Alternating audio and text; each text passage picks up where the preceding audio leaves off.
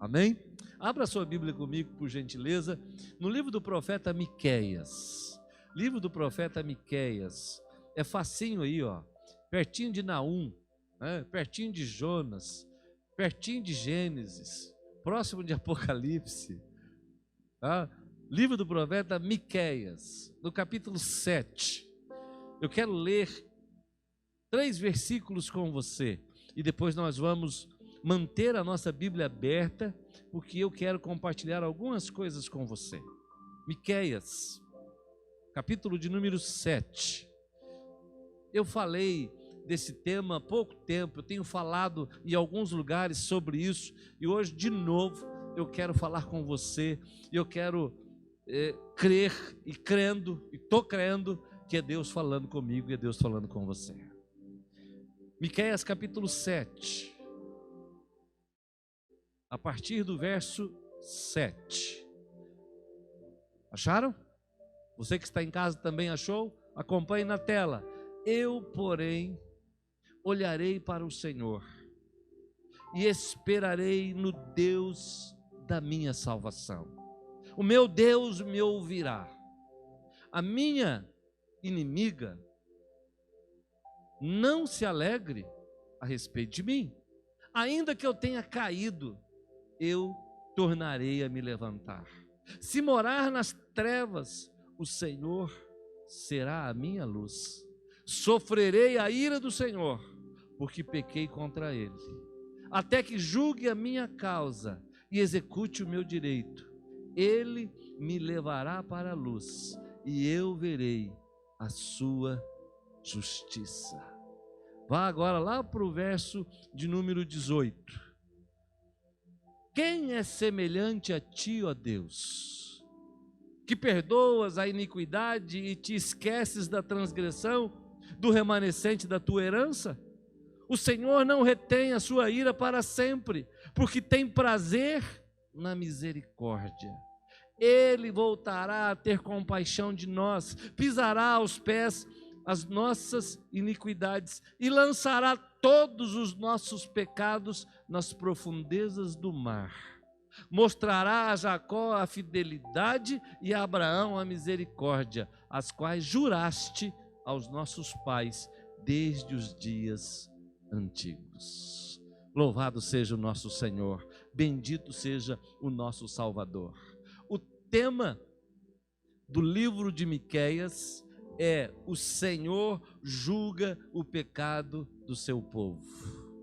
O Senhor julga o pecado do seu povo. E o nome de Miqueias, que vem de uma diminuição para Micaías, o nome de Miqueias significa o que está no verso 18. Quem é semelhante a ti, ó Deus? Quem é semelhante a ti? E Miqueias, vai lá para o capítulo 1 agora. Miqueias recebe a palavra do Senhor e ele ministra a palavra que ele recebeu do Senhor ao povo de Deus em 3 mensagens. Ele transmite as 3 mensagens, mas olha o que está escrito no verso 1 do capítulo 1. A palavra do Senhor veio... Deixa eu pulei para Jonas aqui, vamos lá. A palavra do Senhor que em visão veio a Miqueias a respeito de Samaria e Jerusalém. Isso aconteceu nos dias de Jotão, Acás e Ezequias, reis de Judá. A palavra do Senhor veio ao profeta. A palavra do Senhor veio dizendo: eu julgarei o meu povo.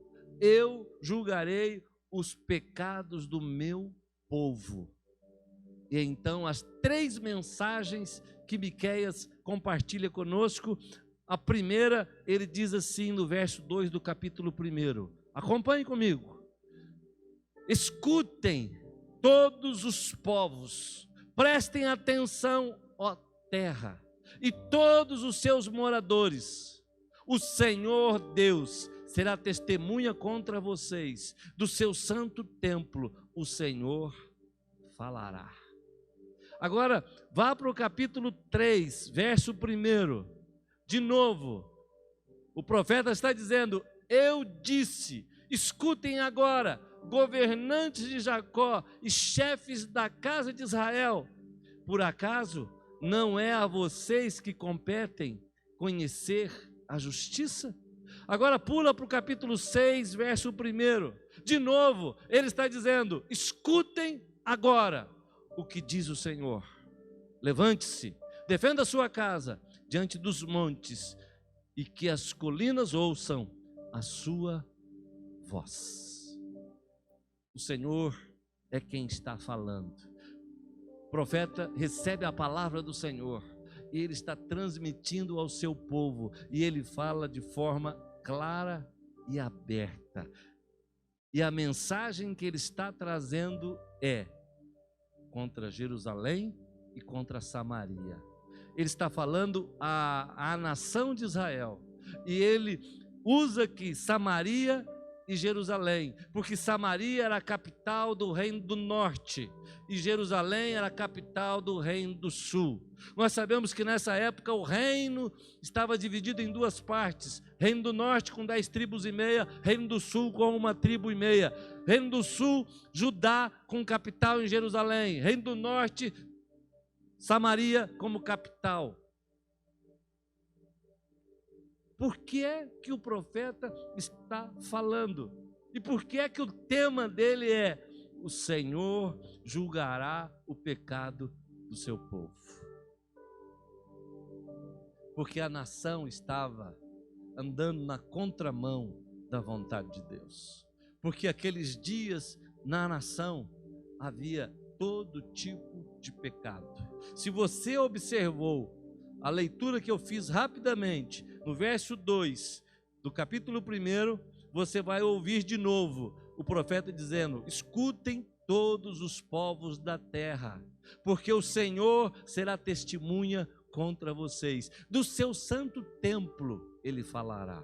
No capítulo 3, verso 1, a segunda mensagem, ele fala à casa de Israel, aos chefes, aos líderes. E no capítulo 6, ele vai falar já de novo: escutem agora o que o Senhor diz. E ele fala a toda a nação e fala aos sacerdotes e aos profetas. Qual é a mensagem do Senhor para nós nessa noite? O que é que o Senhor quer falar comigo e com você? O Senhor quer falar comigo e com você dentro de tudo que está escrito no livro do profeta Miqueias, que tem 7 capítulos. O Senhor quer falar que Ele vai julgar o seu povo.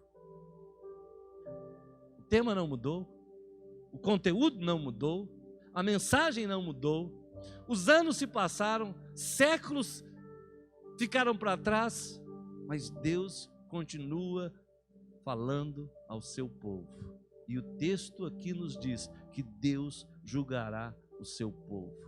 Por qual razão? Por que que Deus nos julgará? A Bíblia nos ensina que haverá 2 julgamentos. Haverá o julgamento do tribunal de Cristo, que será para os cristãos, para os crentes. E esse grande julgamento será só um julgamento para galardão. E depois haverá o juízo final, o grande trono branco. Mas aqui, antes desse grande tribunal de Cristo, o Senhor nos chama para prestarmos contas diante dele, de como é que nós, como povo de Deus, estamos vivendo. Como é que você enxerga a sociedade vivendo hoje? Quais são os valores, quais são os padrões? Quem tem um pouquinho mais de experiência, já passou dos 50, tem boas referências de como é que o mundo era há 40 anos atrás e como é que o mundo é hoje. Quem é crente há alguns anos sabe como a igreja era há 20 anos atrás e como a igreja é hoje. E aos poucos a igreja foi permitindo muitas coisas, e sem percebermos, ou desapercebidos, porque o nosso coração ele está andando em via paralela ao mundo, ao invés de andarmos no fluxo contrário, nós estamos nos moldando ao estilo de vida deste mundo, esquecendo-nos dos valores de Deus e da sua palavra, nós estamos tomando o mesmo formato, indo exatamente naquilo que o apóstolo Paulo nos explica e nos ensina em Romanos capítulo 12, versos 1 e 2, quando o apóstolo Paulo diz: não vos conformeis com este século, mas transformai-vos pela renovação da vossa mente, ide na contramão dos valores deste mundo. Na verdade, nós estamos vendo, através de ações, de atitudes, de comportamentos, e especialmente de caráter, que nós, povo de Deus, estamos nos permitindo viver uma vida num padrão raso, esquecendo-nos de que fomos chamados para viver a semelhança de Cristo, esquecendo-nos de que a igreja é povo santo, esquecendo-nos de que nós devemos viver uma vida diferente.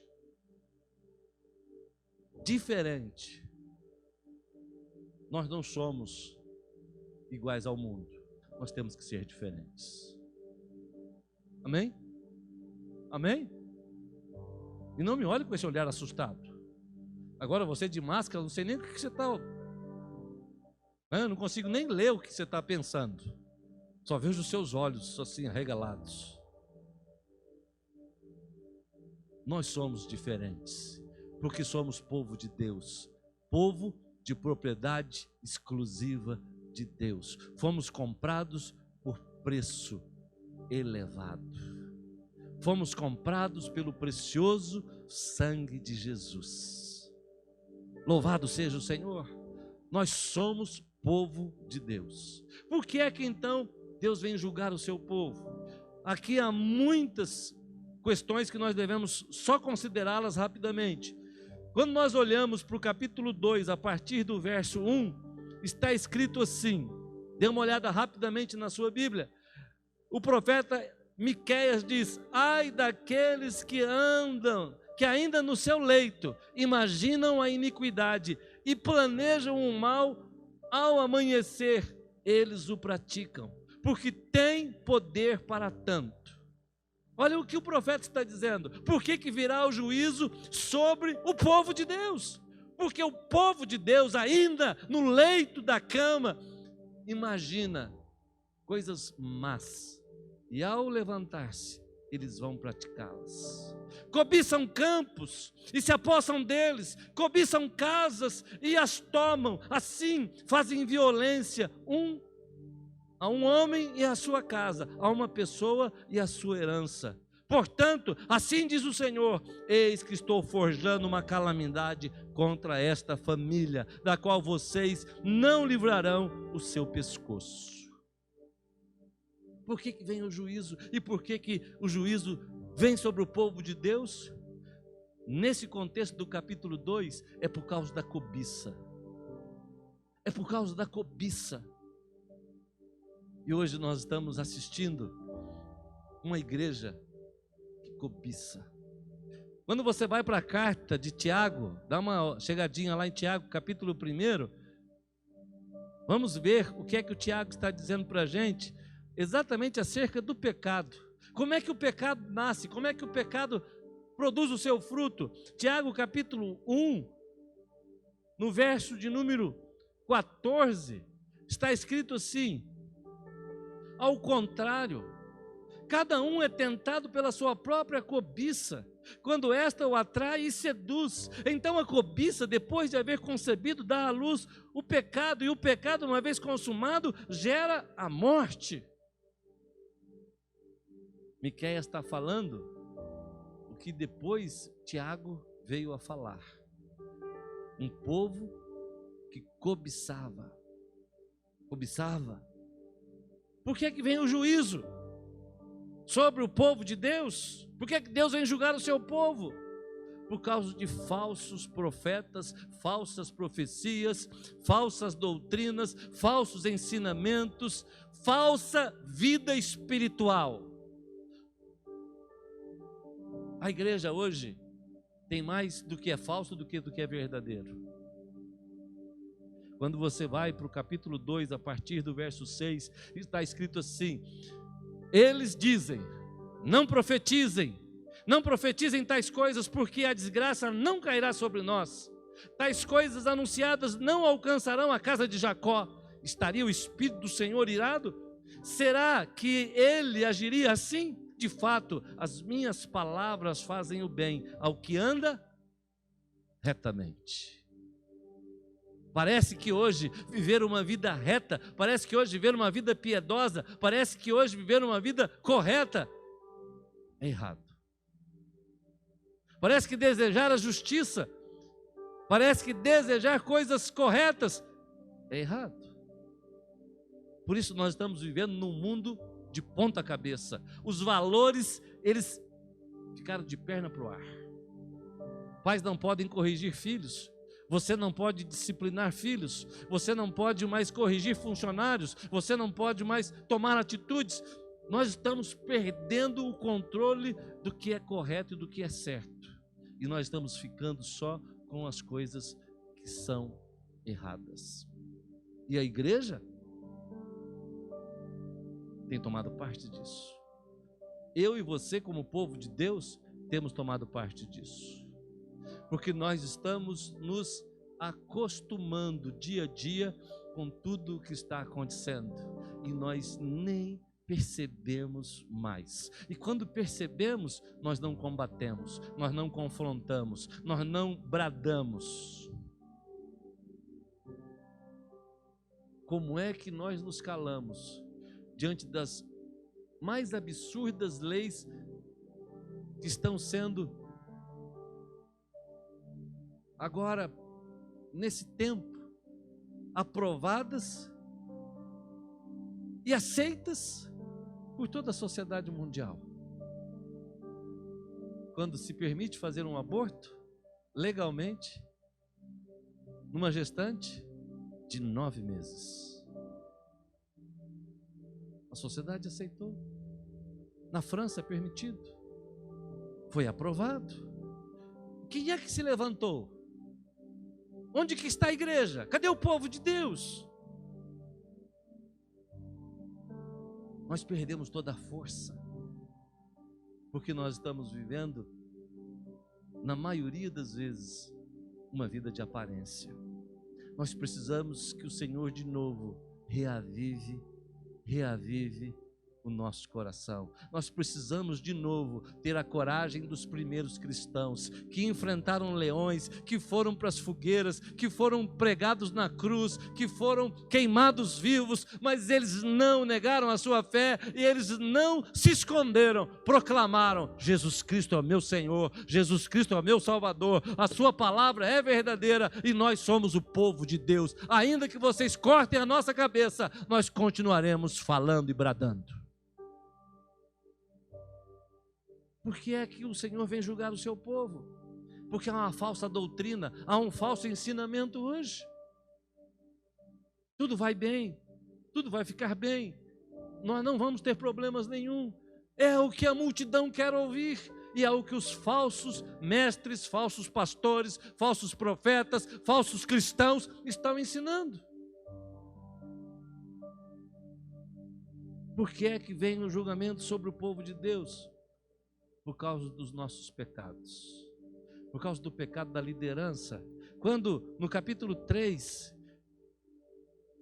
Miqueias diz assim: eu disse, escutem agora, governantes de Jacó e chefes da casa de Israel.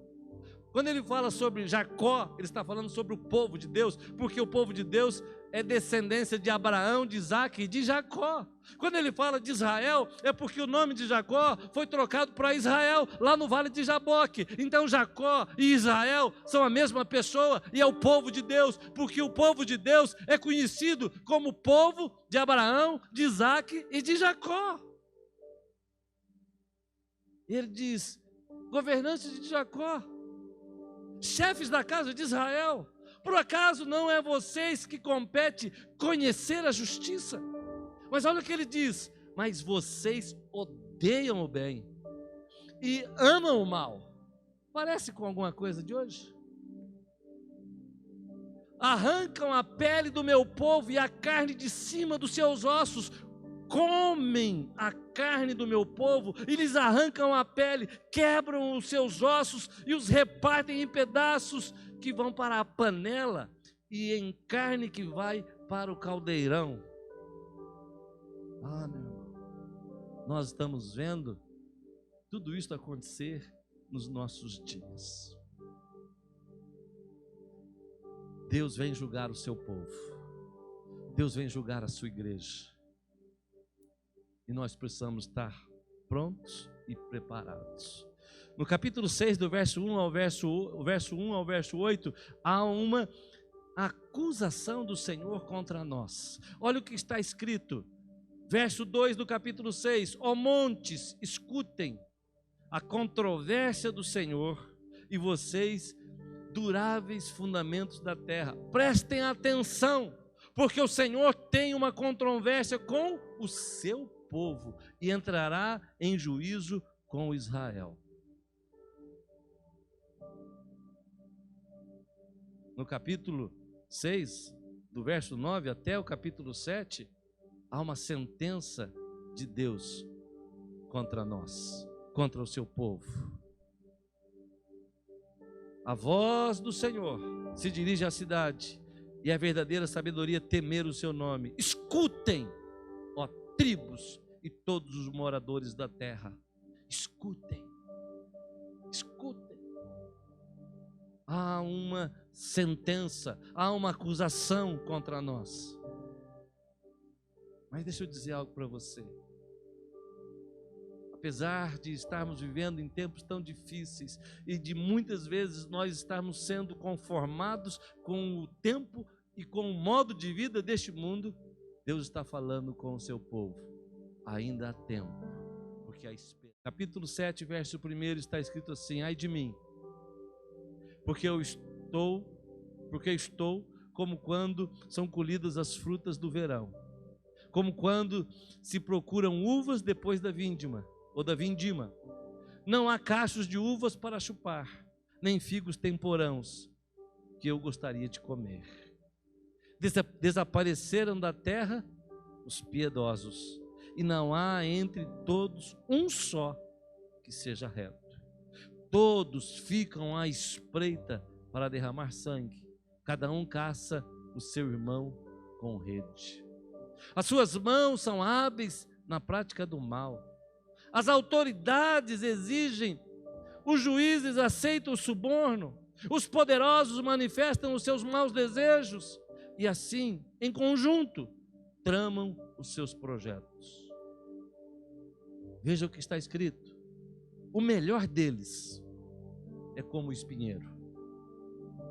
O mais reto é pior do que uma cerca de espinhos. É chegado o dia, anunciado por suas sentinelas, o dia em que vocês serão castigados. Agora começará a confusão deles. Não acredite em seu amigo, nem confie no seu companheiro. Não compartilhe os seus segredos, nem mesmo com a sua mulher. Por quê? Porque o filho despreza o pai, e a filha se levanta contra a mãe, a nora contra a sogra. Os inimigos de uma pessoa são os da sua própria casa. Este texto, do verso 6, Miqueias está se referindo ao mesmo texto de Mateus 24, no período da grande tribulação, onde nós seremos perseguidos e entregues pelos da nossa própria casa. Diante de tudo isso, o que nos resta fazer? Diante do juízo, sabendo que Deus vem julgar o seu povo, e esse texto não está se referindo ao povo do mundo, é o seu povo, é o povo de Israel, é a igreja. Esse texto, essa linguagem pesada, dura, se refere a mim e a você. A mim como líder, como sacerdote, a você como membro do corpo, como crente em Jesus, porque muitas vezes nós olhamos para os nossos governos, nós olhamos para o mundo comercial e nós criticamos pesado, a corrupção, a malignidade. Mas muitas vezes, nós que criticamos isso, nós estamos agindo da mesma forma. Da mesma forma. E assim nós perdemos a nossa autoridade, nós perdemos o nosso poder de influência, nós perdemos a credibilidade, nós passamos a ser motivo de vergonha e de zombaria no meio da sociedade que estamos inseridos. Por que eu estou dizendo tudo isso para você aqui?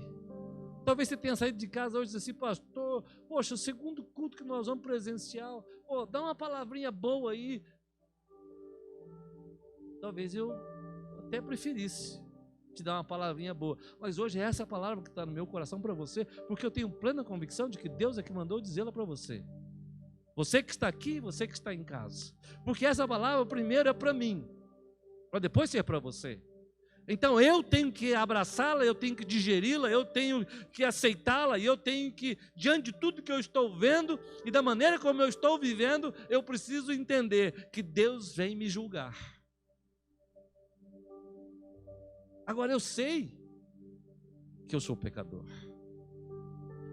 e eu sei das minhas fraquezas, e eu sei das lutas que eu enfrento. E muitas vezes eu estou dizendo exatamente o que o apóstolo Paulo nos ensina na carta aos Romanos, no capítulo 7.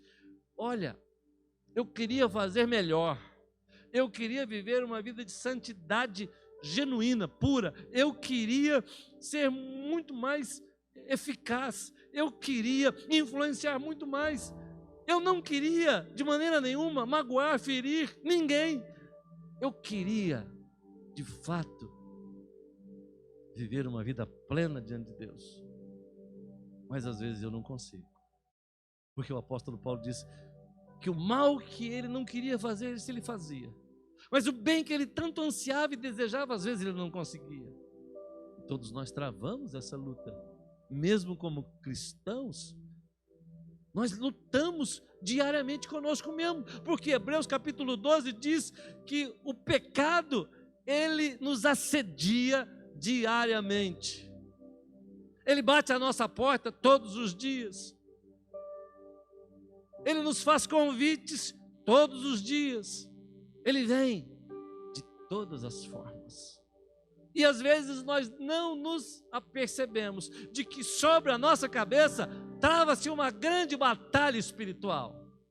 Às vezes nós não entendemos que cada manhã que Deus sopra sobre nós a sua misericórdia e nos dá a oportunidade de um novo dia, nós não percebemos que o diabo quer nos destruir, porque o plano dele, o projeto dele é nos matar, o plano dele é acabar conosco, e nós não notamos que o Senhor está pelejando por nós, nos livrando, nos guardando, nos protegendo, nos envolvendo com o seu amor, com a sua bondade, com a sua misericórdia, e Deus está nos chamando para vivermos uma vida pura, plena, reta, justa, piedosa diante dele, e nós estamos vivendo uma vida largada.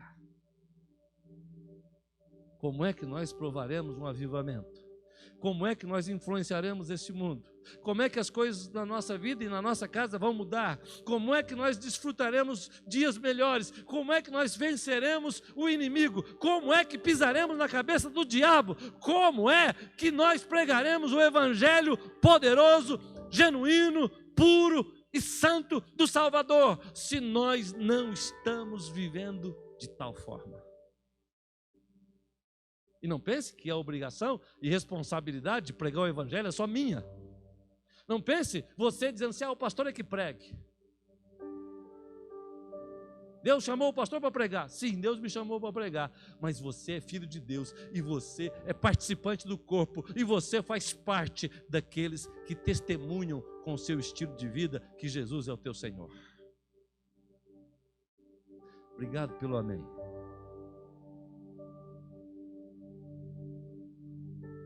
Há esperança para nós, mesmo no mundo que nós estamos vivendo, porque nós sabemos que a graça de Deus, ela é maior do que o nosso pecado. nós sabemos que a graça de Deus, ela se manifesta em nossa vida, apesar de quem nós somos. Você tem noção disso?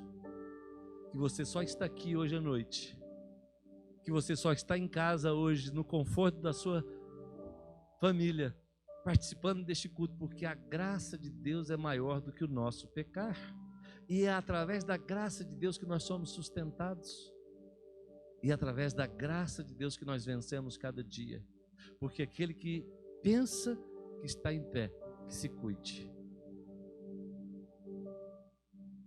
Há uma acusação, há uma sentença contra nós. Então por que há esperança? Por causa da misericórdia, por causa da graça, porque nós não somos salvos por mérito nosso, mas nós precisamos viver vencendo cada dia o pecado que tenazmente nos assedia. Olha o que está escrito a partir do verso 7. O texto diz assim: eu, porém, no meio daquele povo todo, no meio daquela situação toda, e aqui a gente pode perceber que o profeta Miqueias, ele fala exatamente no mesmo sentido do que o profeta Isaías havia dito. Quando Isaías vai para o templo, e quando você lê o livro do profeta Isaías, capítulo 1 e capítulo 2, Isaías diz: o meu povo está encharcado de pecado, da planta do pé ao alto da cabeça, e não há neles nada de bom. Mas quando Isaías vai para o templo, ele vê o Senhor, e ali naquela visão, ele disse: ai de mim, porque eu sou pecador. Eu habito no meio de um povo de impuros lábios, mas eu também sou pecador. E Deus o purifica.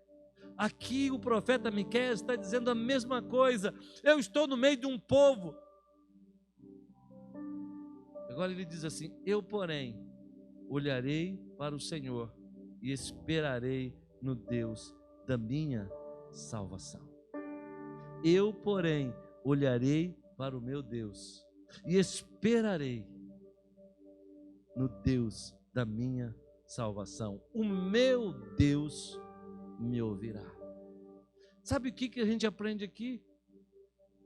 Que para vivermos uma vida abundante e plena e estarmos livres de todo tipo de julgamento e condenação e sentença, nós precisamos tomar uma decisão. Todos nós precisamos tomar uma decisão. O profeta aqui, ele diz, no meio de tudo isso que está acontecendo, dessa liderança corrupta, desse povo cheio de cobiça, dessa malignidade do coração dos homens, que não há mais homem piedoso, que a sociedade está corrompida, ele diz assim: eu, porém, olharei para o meu Deus. Eu, porém, olharei para o meu Deus. É a mesma frase que Josué havia dito anos atrás. Josué, no final da sua vida, reúne o povo e diz: escutem, vocês que viveram da além do Jordão e passaram para cá, escutem, tome uma decisão hoje a quem vocês vão servir, se os deuses dessa terra ou se vocês servirão o Senhor. Eu, porém, e a minha casa serviremos o Senhor. Hoje você precisa tomar uma decisão. Hoje eu preciso tomar uma decisão. Nós estamos vivendo num mundo encharcado pelo pecado, dominado pelo pecado, dominado pela cobiça, dominado pela imoralidade, dominado pelo maligno. Hoje eu tenho que tomar uma decisão. Hoje você precisa tomar uma decisão. Você quer reavivamento? Você quer poder espiritual? Você quer resposta de oração? Você quer ver a ação de Deus na sua vida, na igreja, na cidade? Você quer ver um país diferente? Você quer ver seus filhos diferentes? Você quer ver algo de Deus acontecendo? Tome uma decisão. Eu, porém, vou olhar para o Senhor. Eu, porém, vou olhar para o Senhor. Note que ele está dizendo assim: eu não vou olhar para o pastor, apesar de que vocês devem orar para mim. Você deve dizer: olhe para mim também, porque Pedro e João disseram exatamente isso ao paralítico. Mas ele está dizendo: não vou olhar para ninguém, vou olhar para o Senhor. Porque se eu olhar para o pastor, eu vou achar defeito nele. Eu não vou olhar para a igreja, porque se eu olhar para a igreja, eu vou achar defeito na igreja. Eu não vou olhar para os líderes, porque se eu olhar para os líderes, eu vou ficar reclamando e murmurando dos líderes. E eu não vou olhar nem para mim mesmo, porque eu sei que eu sou uma porcaria. Eu vou olhar para o Senhor. Eu vou olhar para o Senhor. Eu vou olhar para o Senhor e eu vou esperar no Deus da minha salvação. E eu sei que Ele me ouvirá. Aleluia! Hoje você precisa tomar uma decisão. Hoje você precisa tomar uma decisão. E a decisão que você precisa tomar hoje: eu não quero viver no pecado. Eu não quero viver na contramão da vontade de Deus. Eu não quero viver no formato deste mundo. Eu não quero viver seguindo o fluxo desta vida. Eu não quero ser uma pessoa indiferente. Eu não quero olhar para as coisas e dizer: está tudo bem. Eu quero ser a boca de Deus. Eu quero brilhar com uma imagem do Senhor Jesus. Eu quero ser diferente e eu quero fazer diferença. Mas você precisa tomar uma decisão para que as coisas comecem em você. Comecem em você. Você quer mudança na sua casa? Então começa em você. Você quer mudança na igreja? Então começa com você. Eu, porém, vou olhar para o Senhor. Amém? Segunda lição que a gente aprende aqui nesse texto é que ele não só está dizendo que ele vai olhar para o Senhor, mas ele está dizendo assim: eu estou debaixo de juízo de Deus. E no verso 8 está escrito que a minha inimiga, e é óbvio que ele está se referindo a nações, ele diz assim: minha inimiga, não se alegre a respeito de mim, ainda que tenha caído, eu me tornarei a levantar. Se morar nas trevas, o Senhor será a minha luz. O que é que ele está dizendo aqui? Que o julgamento do Senhor estava chegando porque a nação havia pecado. Tanto Jerusalém quanto Samaria seriam levadas ao cativeiro, porque a mão do Senhor fez, porque a boca do Senhor o disse. Ele disse: ainda que eu estiver caído, eu vou me levantar. Há uma lição aqui para mim e para você. Normalmente, quando a gente está vivendo uma situação difícil, nosso semblante descai, as nossas forças parecem que vão embora, e parece que você só ouve críticas, e você vai se diminuindo, porque parece que todos se levantam contra você. Emocionalmente e psicologicamente nós nos abatemos, mas nós precisamos entender o que o profeta está dizendo: ainda que eu caia, Deus vai me levantar. Ainda que eu caia, eu não ficarei prostrado. Ainda que eu caia e as trevas venham sobre mim, o Senhor será a minha luz. Abra sua Bíblia lá no Salmo 37. O rei Davi é quem escreve o Salmo 37.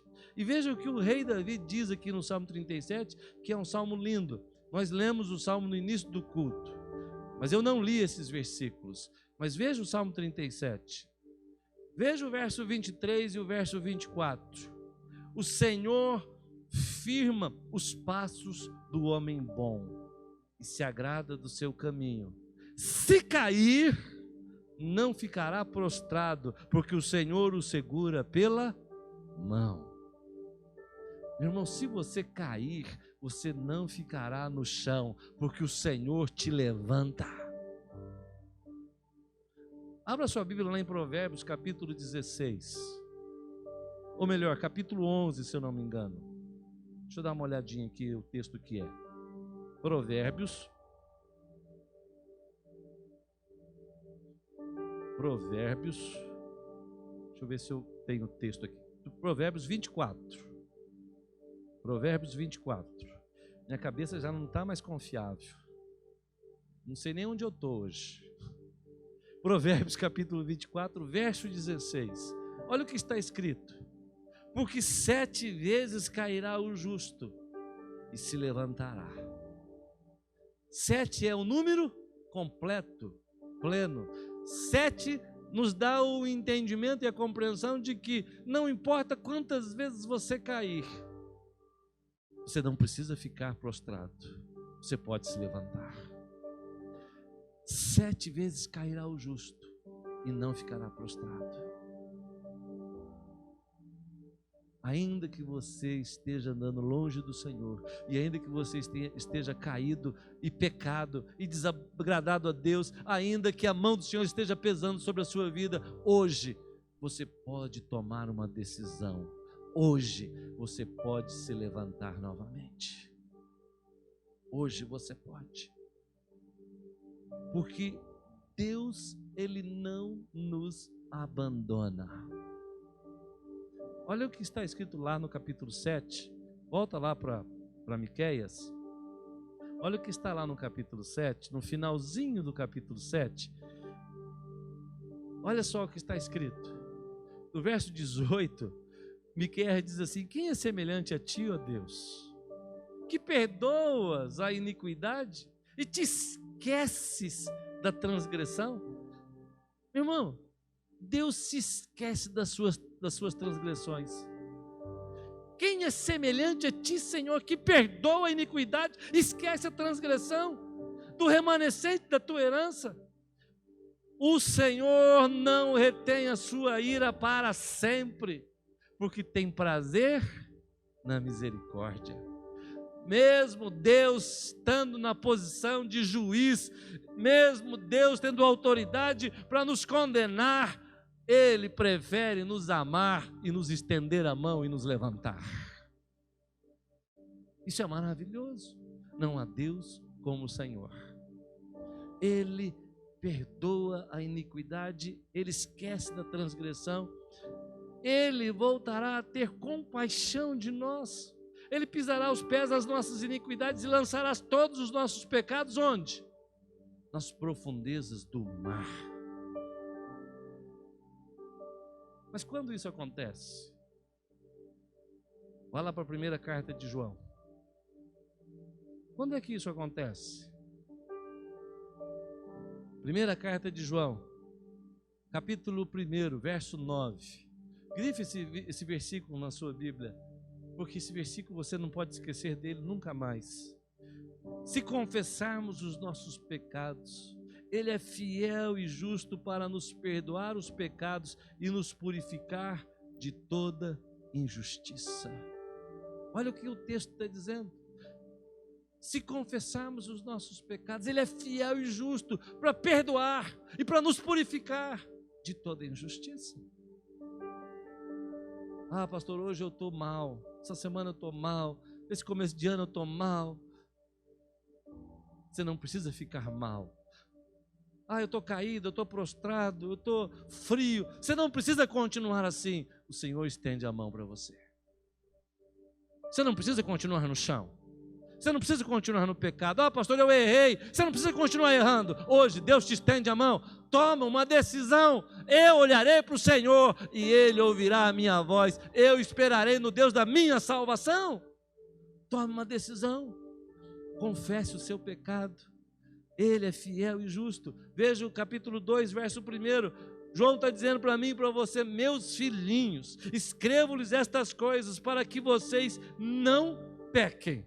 Mas se alguém pecar, temos advogado junto ao Pai, Jesus Cristo, o justo. Você tem um advogado que nunca perdeu uma causa. Jesus é o justo juiz, Ele é o advogado, Ele é o nosso intercessor. Vá Abra sua Bíblia lá em Hebreus capítulo 4, dê uma olhadinha aqui. Jesus é o nosso advogado, mas Ele não é só o nosso advogado, Ele também é o nosso sumo sacerdote. Veja no capítulo 4 de Hebreus, a partir do verso 14, ele diz assim: tendo, pois, Jesus, o Filho de Deus, como grande sumo sacerdote, que adentrou os céus, conservemos firme a nossa confissão, porque não temos sumo sacerdote que não possa se compadecer. E se compadecer aqui é ter misericórdia das nossas fraquezas. Pelo contrário, ele foi tentado em todas as coisas à nossa semelhança, mas sem pecado. Portanto, aproximemo-nos do trono da graça com confiança, a fim de recebermos misericórdia e encontrarmos graça para ajuda em momento oportuno. O momento oportuno é agora. O momento oportuno é hoje. Eu não preciso continuar vivendo nesse fluxo. Eu posso interromper isso hoje. Eu não preciso continuar vivendo no pecado. Eu posso interromper isso hoje. Eu não preciso ficar debaixo do juízo. Eu posso interromper isso hoje. Eu não preciso ficar vivendo debaixo da ira de Deus. Eu posso interromper isso hoje. Como é que eu faço? Davi disse no Salmo 32: enquanto calei os meus pecados, os meus ossos envelheceram e a mão de Deus pesava sobre mim dia e noite, mas confessei a Deus o meu pecado, e então recebi de Deus livramento. Você não precisa. No verso de número 9, Miqueias diz para a gente assim, veja o que está escrito, no verso de número 9 do capítulo 7, ele diz assim: sofrerei a ira do Senhor, porque pequei contra Ele. Sofrerei a ira do Senhor, porque pequei. Todos nós somos pecadores. Todos nós erramos. Todos nós temos os pés de barro. Todos nós estamos cheios de fraquezas. E nós precisamos da graça do Senhor. E Ele estende a mão e nos chama. Ele diz: eu perdoo o seu pecado e eu não me lembro mais dele. Eu perdoo a sua transgressão e jogo no mar do esquecimento, nas profundezas do mar. Eu não guardo a minha ira para sempre. Se você confessar o seu pecado, Ele é fiel e justo.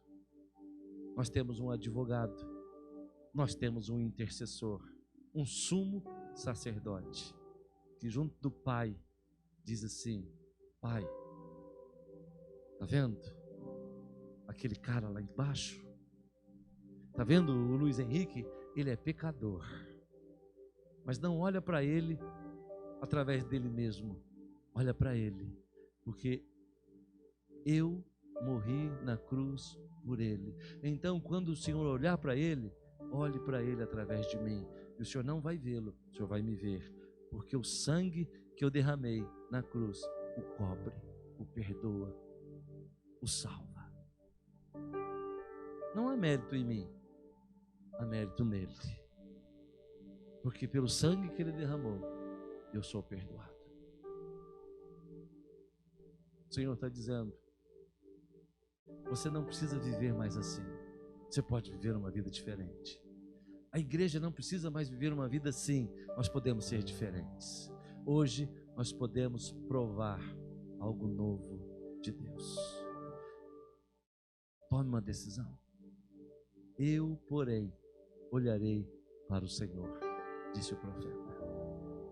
E nós, diante de tudo que a gente está vendo e assistindo, o que nós vamos fazer? Voltar para casa? Retomar a semana? Fazer exatamente tudo que a gente vem fazendo? Exatamente igual? É isso? Domingo que vem você volta para o culto, faz tudo o que você fez, volta de novo para o outro culto, faz tudo o que você fez, virou a rotina, virou uma coisa corriqueira, virou hábito. Vir para a igreja é um excelente hábito, mas nós precisamos ser diferentes. Nós precisamos ser diferentes. Eu olharei para o Senhor e nele esperarei, e Ele ouvirá a minha oração. Eu confessarei ao Senhor o meu pecado e eu não mais viverei caído, derrubado, prostrado, porque eu sei que Ele me perdoa, que Ele me levanta e que Ele sopra sobre mim e que Ele me dá vitória. Seja o que for que você esteja experimentando nesses dias, você pode experimentar algo novo de Deus para você. Não olhe para você mesmo, olhe para Ele. Não olhe para o seu pecado, deixe o seu pecado e olhe para Ele. Espere nele, Ele te ouvirá.